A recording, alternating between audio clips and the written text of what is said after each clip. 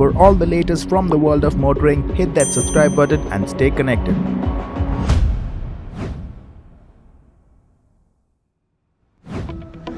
Would you be interested in an electric scooter that can give you a range of 120 km on a single charge?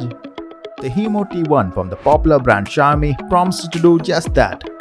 It is powered by a 14,000 mAh lithium-ion battery which powers a 350-watt motor. Top speed will be around 25 km per hour, and the best part is that the scooter weighs only 53 kgs. It will also support a total load of 100 kgs. It also boasts of a fully digital display, a full LED headlight and a disc brake at the front.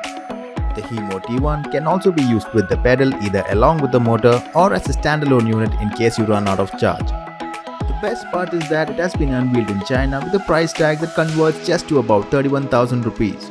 Even if imported, it will be way less expensive than what we get here. What do you think about the Himo T1 from Xiaomi? Do let us know in the comment below.